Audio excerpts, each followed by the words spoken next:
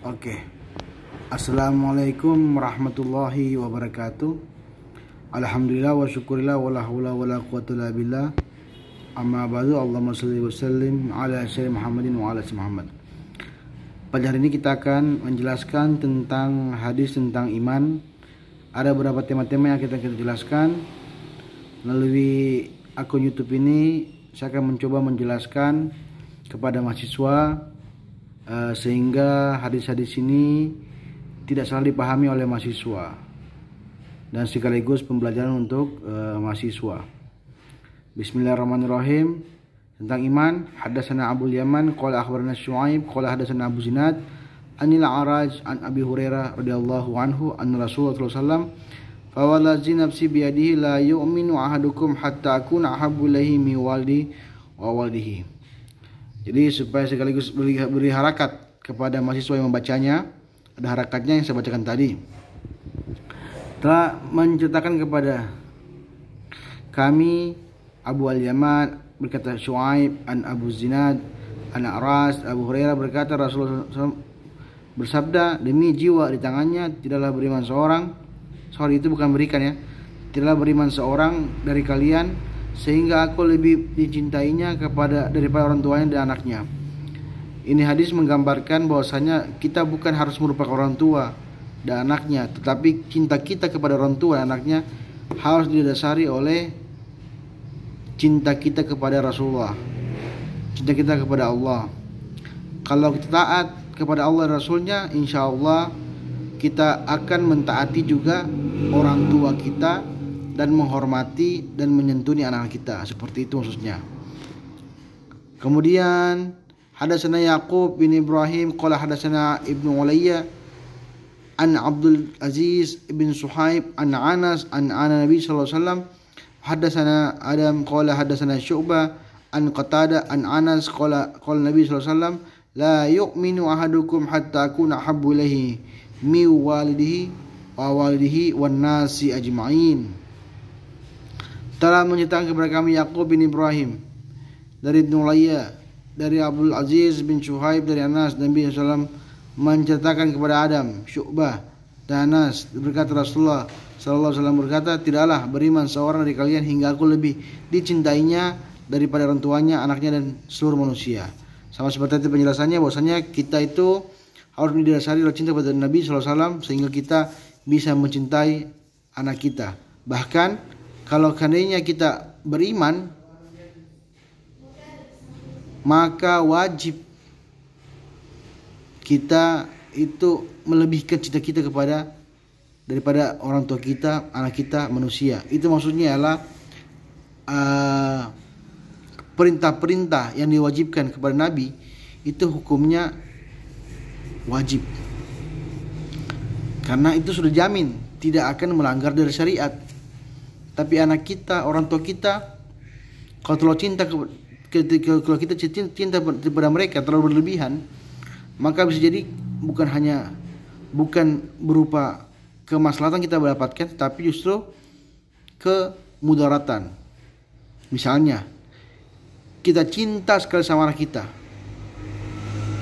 kemudian kita berikan apa saja kepada dia, akhirnya dia jadi manja, akhirnya ketika dia manja, apa yang kita perintahkan tentang syariat, misalnya menyuruh sholat, maka hal tersebut agak susah karena kita sudah manjakan dia. Kita biasakan dia hidup mewah seperti itu. Kalau misalnya kita punya uang, kita turuti apa maunya. Akhirnya hal-hal yang berbentuk kemaslahatan untuk dia menjadi tidak ada. Tapi kalau kita cinta kepada Nabi, kita baca hadis Nabi. Ada hadis Nabi mengatakan, muru auladukum bisolah wa hum sab'a sinin. Kemudian perintahkanlah anak-anakmu untuk salat. Sehingga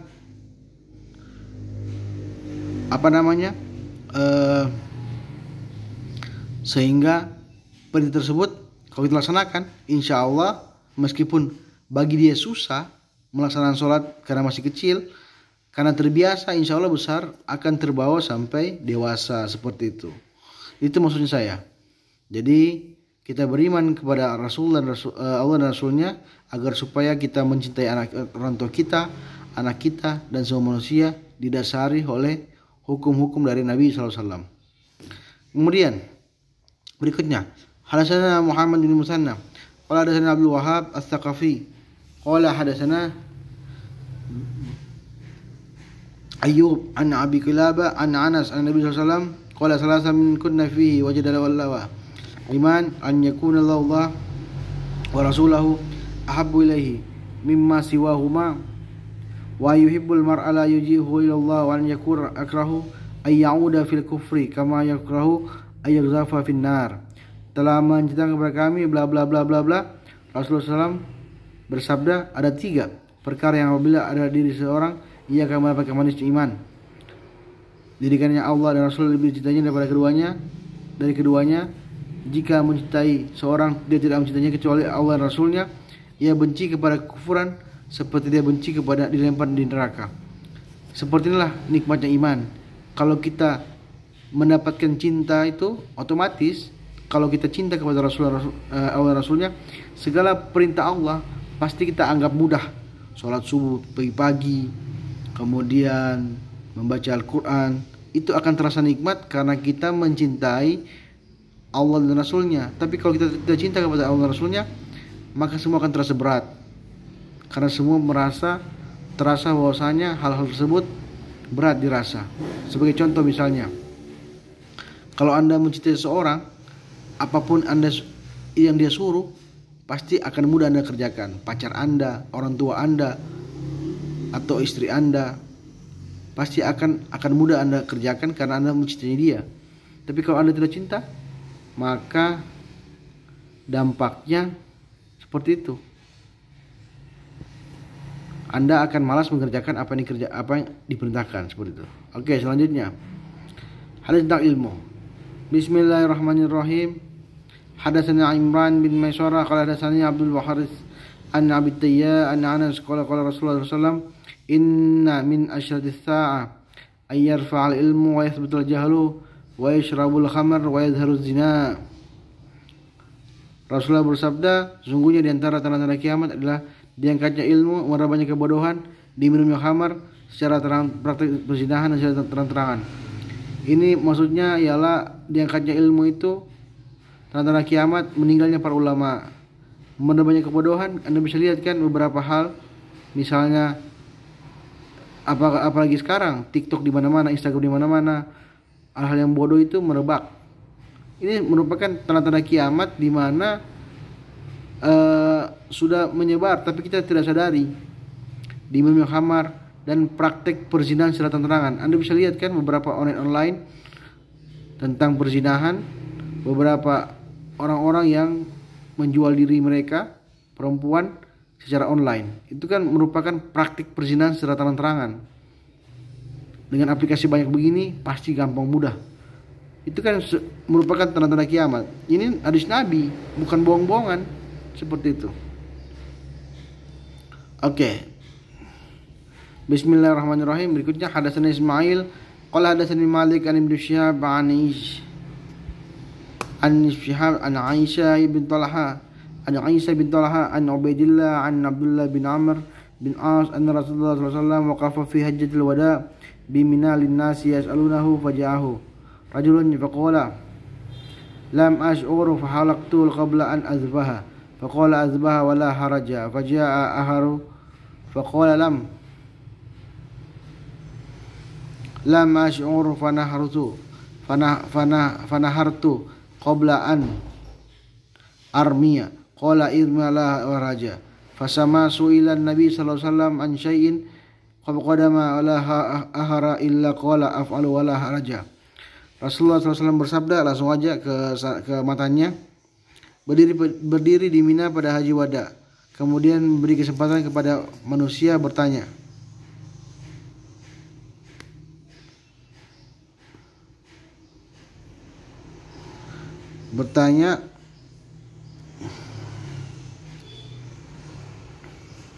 Kepada beliau, lalu datanglah kepada seorang dan berkata, Aku tidak menyadari ternyata aku mencukur lalu aku menyembelih. Nabi bersabda, sembelihlah, tidak apa-apa. Kemudian orang lain berkata, aku tidak menyadari aku bercukur rambut, aku belum menyembelih. Maka Nabi bersabda, tidak, sembelihlah, tidak apa-apa. Kemudian datang seorang lain berkata, aku tidak menyadari, ternyata ketika berkurban aku belum melempar jumrah. Nabi SAW bersabda, lemparlah, tidak apa-apa. Tidaklah Nabi SAW bertanya kecuali menjawab perkara sebelumnya. Nabi SAW bersabda, lakukanlah, tidak apa-apa. Ini perkara ilmu terkait masalah sunnah Nabi SAW mengenai masalah pelemparan. Masih kita ilmu, bahwasanya ilmu itu didapat dari Rasulullah SAW pada masa itu, sehingga hal-hal seperti ini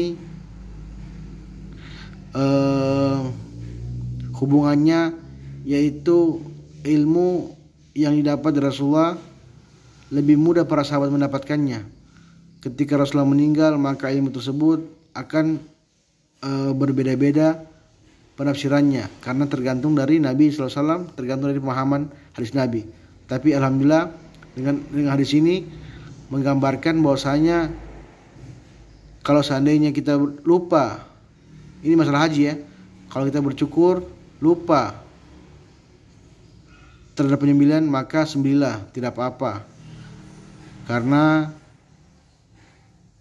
Nabi sudah memberi izin kepada para sahabat Nabi terkait masalah penyembelihan. Karena pada masa itu kewajiban orang menyembelih jika sekiranya ada yang lupa dalam hukum haji ya. Selanjutnya, akhbarana Muhammad huwa ibn Salam, hadatsana al-Muharibiyun, qala hadatsana Shalih bin Hayyan, qala Amir asy-Sya'biyun, hadatsani Abu Barda an nabihi qala Rasulullah sallallahu ma lahum ajrani rijlun min ahli kitab amana bin niyati wa amana bi Muhammadin sallallahu alaihi wasallam wal abdu mamluk wa idza adda haqqallahi wa haqqa mawalihi wa rajulun kanat indahu amahu fa addabaha fa asana ta'dibaha wa 'allamaha fa asana ta'limaha thumma ataqaha fatazawwajaha falahu ajrani. Thumma qala Amir a'tainakaha syai'in pada kana yarkabu fi ma dunaha ilal Madinah. Nabi SAW bersabda, ada 3 orang mendapatkan pahala 2 kali. Seorang ahli kitab yang beriman kepada nabinya dan beriman kepada Muhammad, dan seorang hamba sahaya yang menunaikan hak Allah dan tuannya, dan seorang yang memiliki hamba sahaya wanita lalu ia memperlakukan dengan baik, mendidiknya dengan baik dan mengerjakannya dengan hal yang baik, kemudian membebaskannya, menikahinya, maka baginya 2 pahala. Berkata Amir, aku berikan ini dan sungguh telah ditempuh untuk memperoleh dengan menuju Madinah. Oke, kita langsung aja ya. Ikhlas beramal. Ini slogan Kementerian Agama juga ya. Berikutnya, hadatsana al-Humaydi an Abdullah bin Zubair qala hadatsana Sufyan qala hadatsana Yahya bin Sa'id al-Ansari qala akhbarani Muhammad bin Ibrahim at-Taimi annahu sami'a Alqamah bin Waqqas al-Laythani yaqulu sami'tu Umar bin Khattab radhiyallahu anhu al-mimbar qala sami'tu Rasulullah sallallahu alaihi wasallam yaqulu innamal a'malu binniyat wa innamal likulli amrin ma nawa faman kana hijratuhu ila Allah ila dunya yusibuha aw ila imratun yankiuha fa hijratuhu illa ma hajara ilaihi akhrajahu al-Bukhari wal Muslim. Oke, langsung aja ke matanya. Nabi sallallahu alaihi wasallam bersabda, semua perbuatan tergantung niatnya. Bagi setiap orang tergantung niatnya. Barang siapa hijrah karena dunia, maka ia gapainya. Karena apabila karena perempuan yang nikahinya, maka ia akan sampai kepada perempuan yang niatkannya. Seperti itu.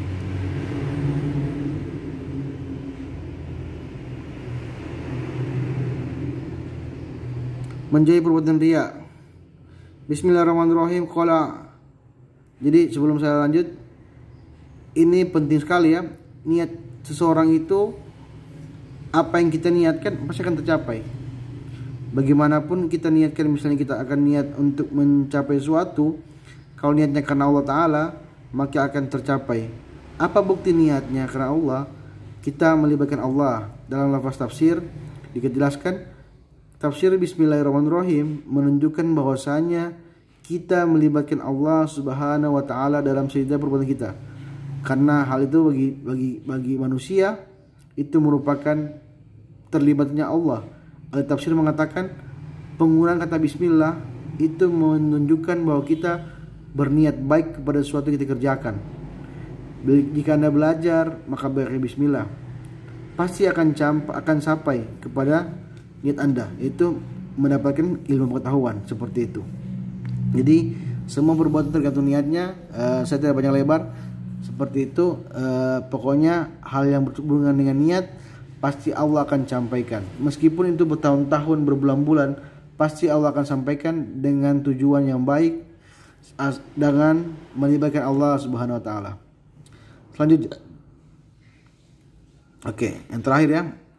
Bismillahirrahmanirrahim. Qala Abdullah wajadtu hadzal hadis fi kitab Abi Khattiti.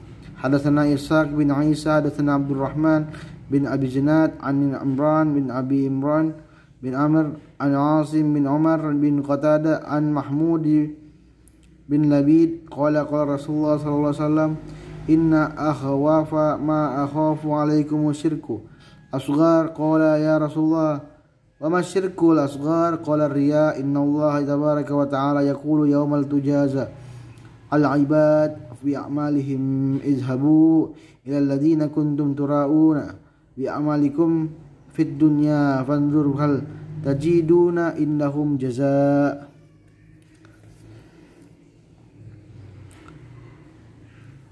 Abu Amr Asim bin Amr kata Mahmud bin kata Rasulullah SAW bersabda, sesungguhnya aku yang paling khawatir dari kalian adalah syirik kecil. Mereka bertanya, apa syirik kecil? Wahai Rasulullah menjawab, riya. Allah Azza wa Jalla berfirman kepada mereka pada hari kiamat, seorang beri balasan dengan amal mereka, temuilah orang-orang dulu kalau perlihatkan dunia di dunia, lalu lihatlah apakah kalian menemukan balasan di sisi mereka.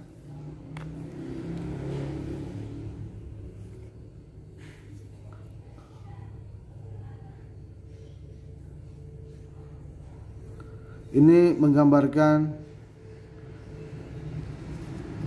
menggambarkan bahwasanya riya itu digambarkan syirik kecil karena kita memperlihatkan amal-amal kita kepada orang-orang menyebabkan amal kita terhapus.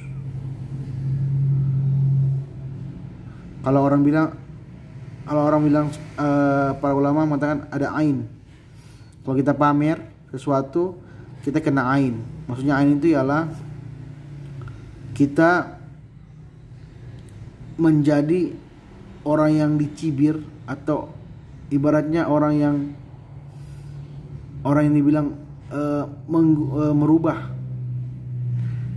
niat kita yang biasanya seperti orang-orang suka pamer kekayaan, itu menyebabkan ada sebagian orang berkata sesuatu yang menyebabkan dia merasa iri. Contoh kecil misalnya, orang-orang pamer mobil mewah, itu orang-orang miskin yang nonton akan mencibirnya dia, karena dia merasa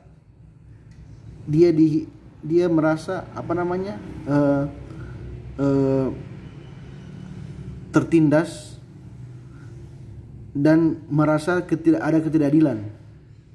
Akhirnya gara-gara perbuatannya si dia yang pamer-pamer mobil menyebabkan dia menyalahkan Tuhan. Itu yang dihindari. Atau misalnya kita sholat sunnah. Ini hal yang paling ini hal yang paling ibaratnya yang paling kecil yang kadang-kadang orang tidak sadari. Kita sholat sunnah kita nggak mau sholat sunnah karena kita takut dianggap riya kepada orang di sekitarnya. Nah, itu namanya kategorinya sombong, karena kita merasa diri kita riya padahal kita ingin menghadap Tuhan. Artinya kita berhentikan niat kita baik untuk sholat sunnah, kita hentikan niat kita, tapi kita kuatkan ego kita agar orang tidak lihat kita riya. Jangan sholat sunnah, nanti disangka kita terlalu alim. Padahal ini menghadap Tuhan. Harusnya kita tidak suruh pikir seperti itu. Harusnya kalau kita menghadap Tuhan, tidak perlu ada pemikiran bahwa kita dilihat orang. Berarti Anda merasa diri Anda dilihat orang, atau merasa diri kita lagi pamer. Padahal tidak seperti itu. Itu hal kecil. Oke, demikianlah hasil kajian ini. Ada 3 tema hadis yang Anda pelajari. Kemudian ikhlas beramal, kemudian ilmu, dan niat tentang iman, sehingga Anda bisa tidak memahami dan tidak salah kaprah terhadap sebuah hadis. Terima kasih. Akhirul kalam. Assalamualaikum warahmatullahi wabarakatuh.